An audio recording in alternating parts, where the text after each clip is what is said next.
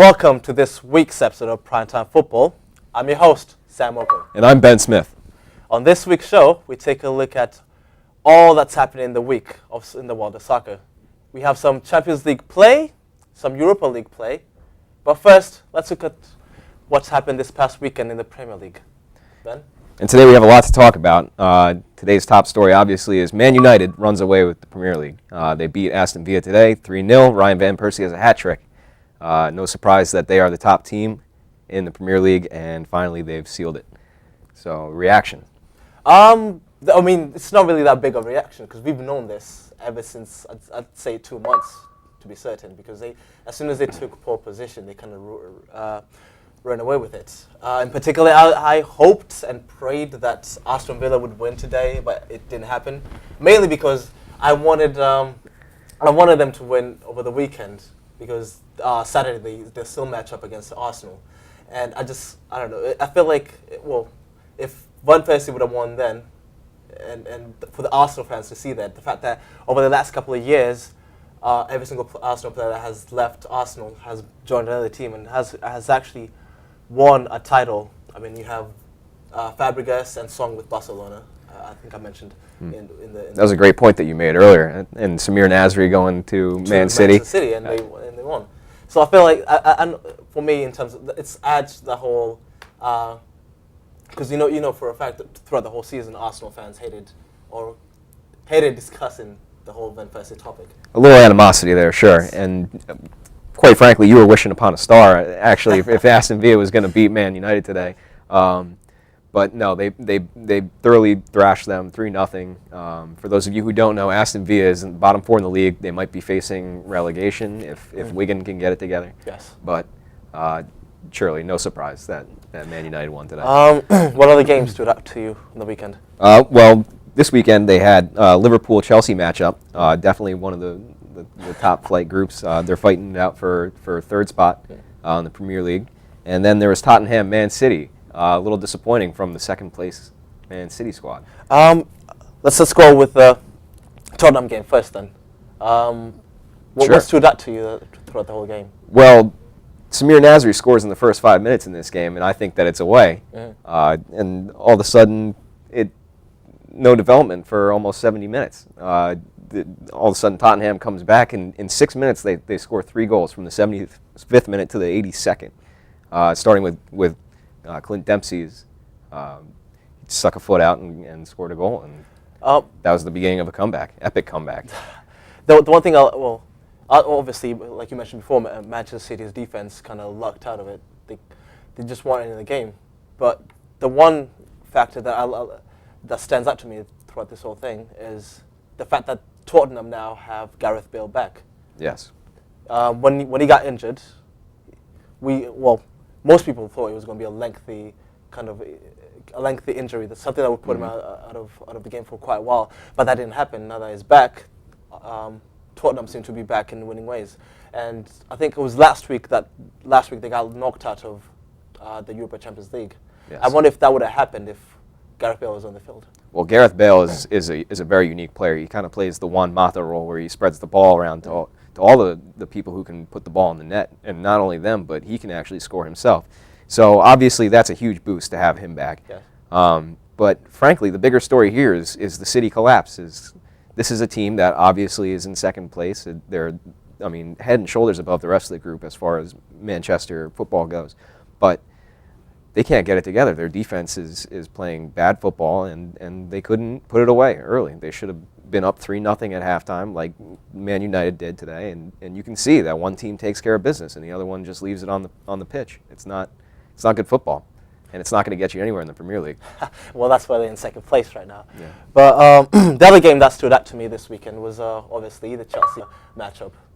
What do you make on that one? Strange football this week. Very strange. They had a problem with Luis Suarez in the 77th minute, I think, biting the Chelsea defender. Oh, you're talking about the Ivanovic. He bit Ivanovic.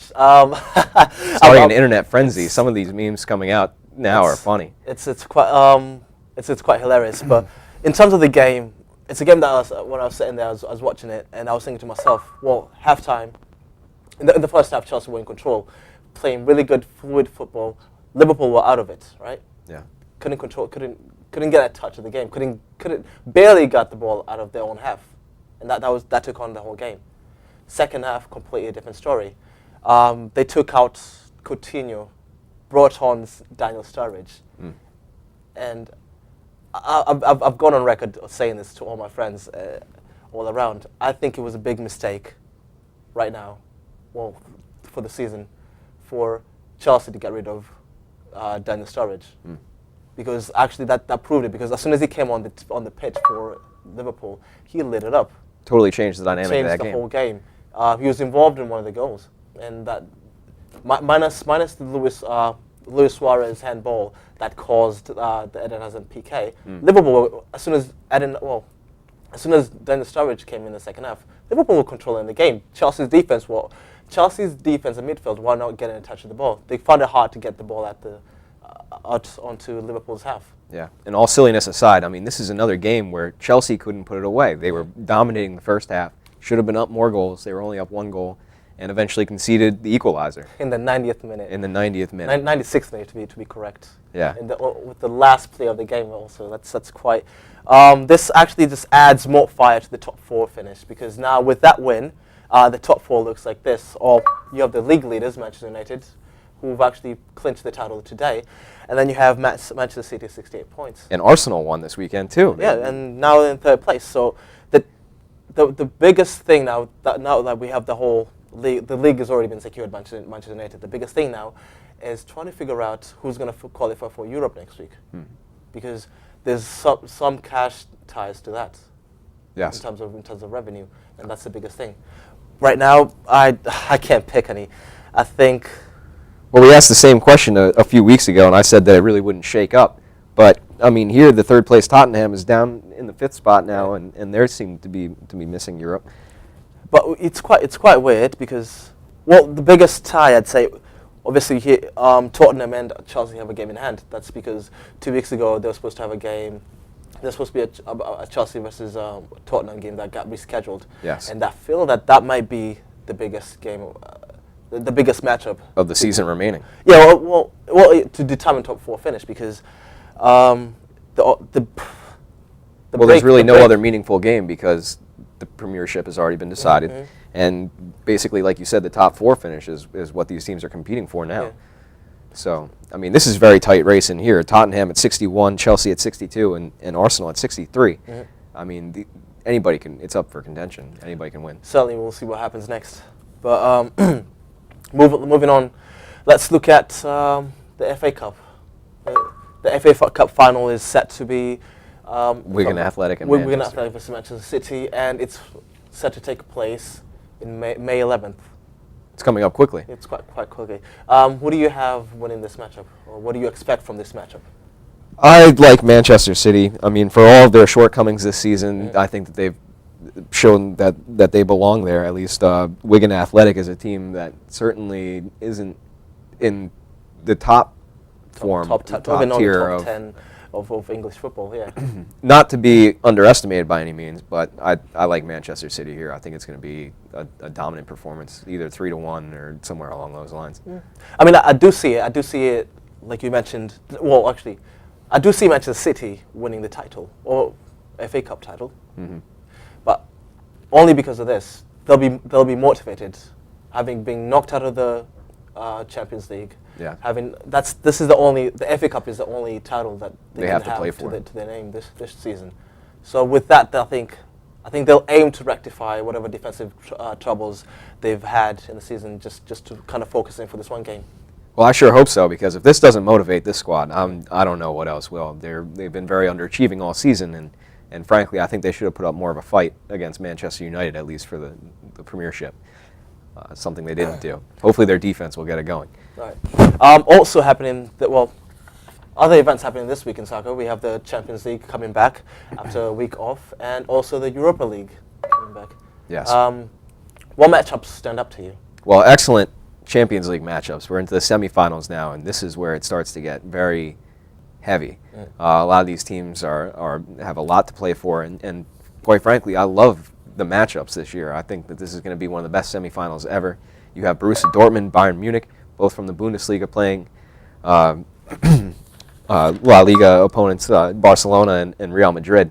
Yeah. And quite frankly, it could go either way. We might end up with an all-Bundesliga final. We might end up with the El Clasico game. So, I don't know. Debate. I'm going to put you on the spot right now.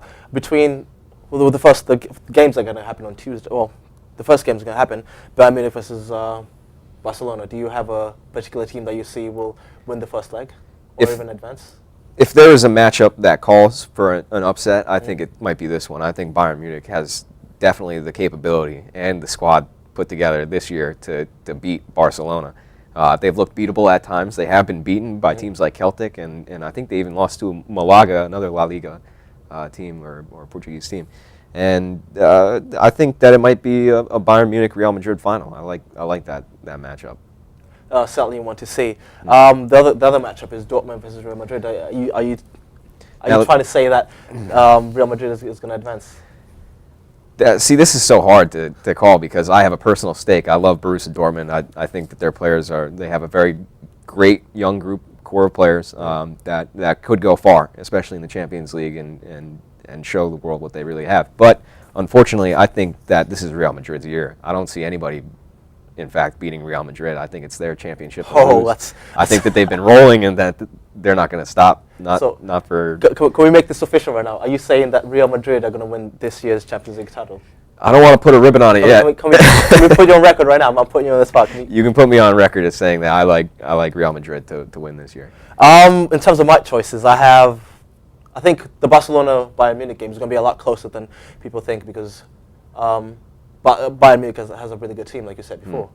For the first leg, I'd like to say, if you put me, the fact that it's a Bayern Munich. It's going to be a Munich.